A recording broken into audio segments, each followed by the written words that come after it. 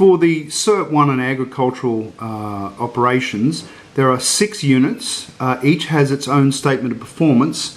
And the first 6 boxes, the student must perform the following activities. That means I have to physically see that student do the activity. The bottom 6 check boxes are for demonstrating knowledge. My suggestion is that you do both at the same time as much as possible by having the camera person prompt you with questions that you can explain while you're demonstrating the activities at the top.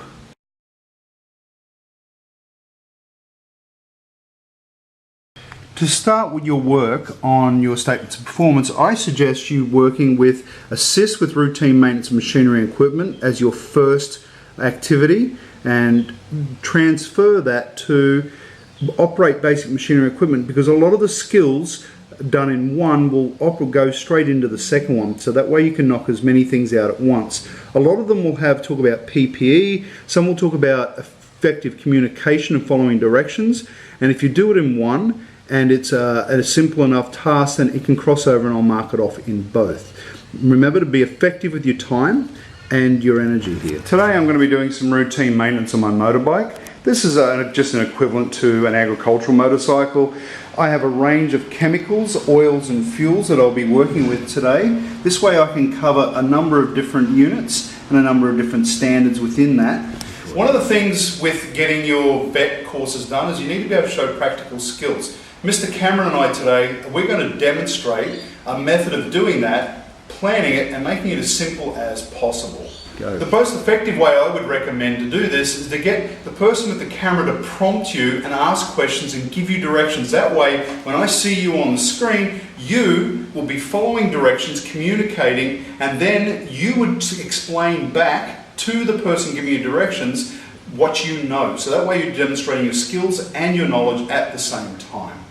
Okay, today we are going to be working off the statement of performance, and I would like for you to demonstrate some safe and responsible work practices regarding your PPE and the measurement of volumes of oils and fuels, and show me what you can do. Right, so to work with oils and fuels, I need to have the correct PPE. My glasses are safety glasses. These are actually hardened lenses. You should also have those. I have a shirt that's dedicated for the job. It's a work shirt, long sleeve pants. I will put the sleeves down as needed, and I have steel cap boots. And as necessary, of course, I'll need to clean up afterwards, so I have to have the correct detergent to clean my hands and keep things safe. Today we're going to measure some fuels and oils, but I'd like to also for you to tell me regarding some of the characteristics, functions of the machinery and equipment you are going to be working on. So one of the common features you find in an agricultural situation, nearly anywhere, is machinery. It can range as basic as a leaf blower through to a motorbike to a Mack truck. Motorbikes, for example, commonly found on farms, have air cleaners that need oil for filtering.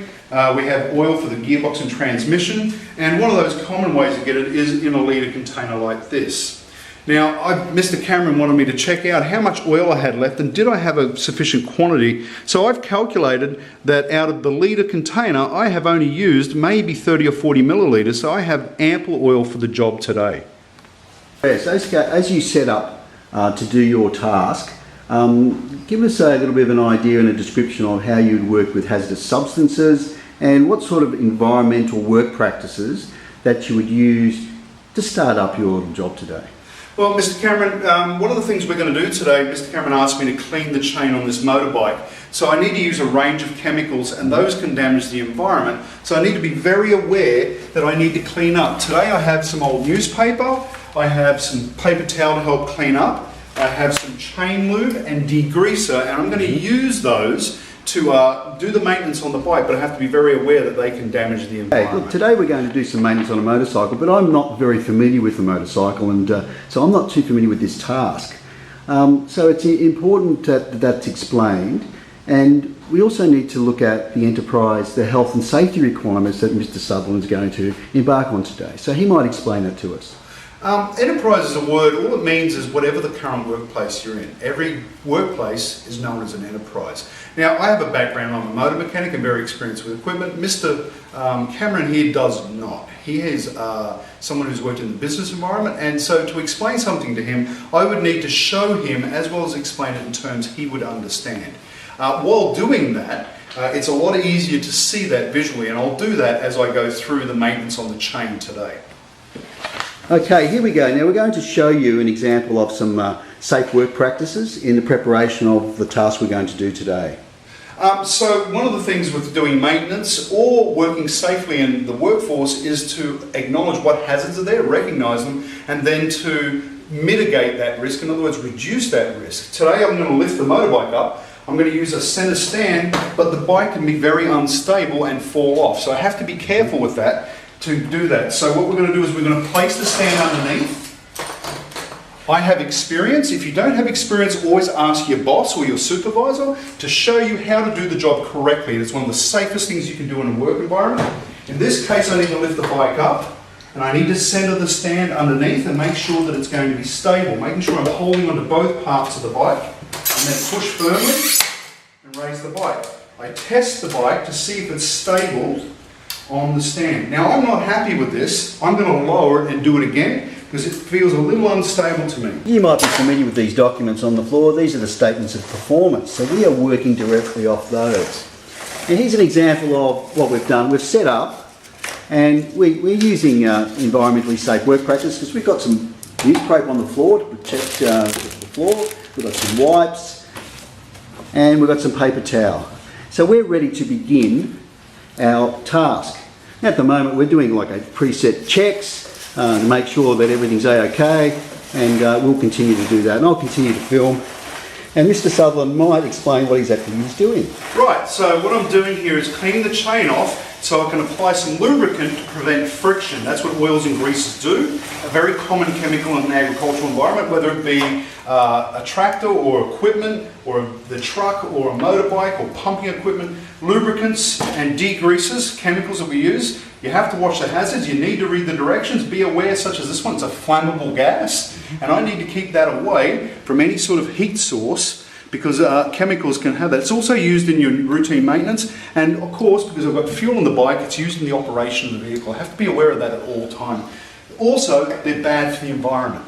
So why I have the paper down here and I'm on a hardened floor, if I have a spill, I can easily clean it up and dispose of it correctly according to my enterprise standards. Today we are doing some basic service and maintenance of our motorcycle.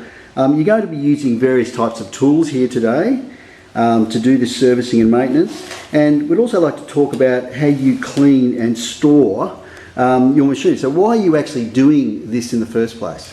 Well, once you use a bike, for example, in this case a motorcycle, but it's the same with the chainsaw or anything else, you need to make sure that the equipment is put away in a fashion that's clean. You can check its safe operation, so the next time you come to use it, it's got the lubricating oil already on it and you've checked for any faults beforehand. Of course, you always do that before you use a machine, but always good practice on a motorcycle to clean it, particularly when the chain is hot, and then you can put the the lubricant on there to help with that.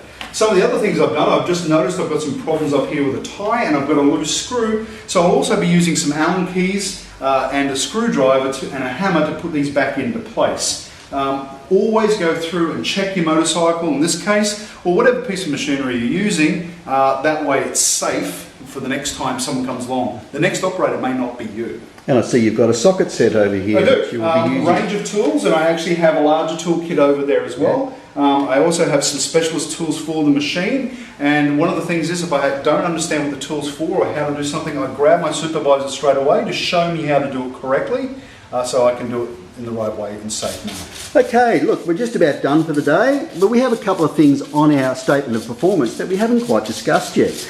So I'll get Mr. Sutherland to talk about workplace OH&S requirements, that's occupational health and safety, and the use and control of hazardous substances. So in this workplace and any workplace, you should always understand the requirements. For me, the chemicals must be stored in the safe area. It is out here in the locked garage. Most workplaces I've worked in have had a locked area for their chemicals. OH&S requirements are different in every situation, but you should always be aware and taught your OH&S before you start. If you're unsure, talk to your supervisor about it and make sure that you are following standards, and if not, and if you see something unsafe, report it, or actually suggest a new and better way to do it to keep everyone safe and the environment safe at the same time. That's a very good explanation. I gather, obviously what we're going to do is, what we're doing today is going to have an environmental impact, and we need to talk and discuss about the impacts and the minimisation measures associated with machinery operation? Well, machinery operation, when I ride my motorcycle, I can rip up the soils, I can create areas where there could be extra erosion, and I could lose fuels into the environment. So I try to stay on the roads as much as possible, or mark tracks. In the case of I'm on the farm, I'm not going to go and dig up our pasture, I'm not going to go and spread through an area maybe with Parthenium weed, anything that could cause a problem for the workplace. And of course I'm going to follow my boss's instructions here. This is not my property if I was working on a property, and I've got to be mindful of that, and we have animals usually around as well. Okay, well finally, the last thing we need to talk about today is the workplace policies on machinery use and recording and reporting routines. Can you explain? Yeah, certainly. No one is to operate the motorcycle without having made sure that they're a safe operator and been taught the correct methods. The boss did that before. If I was here, in my case, I have a registered motorcycle license. I've been tested. If there's a problem, it needs to be recorded in the logbook. If it goes in for a service, it gets recorded in the logbooks. Most properties I've worked on have some form of paperwork and logging their equipment. And what we also need to do is make sure that you're always letting your supervisor know if there's a problem or if there's any concerns. Okay, thank you very much, Mr. Sutherland. I think we've just about completed today. Gee, that was pretty easy, wasn't it, Mr. Cameron? It was, yeah. And this has been a Sutherland and Cameron production, all rights reserved.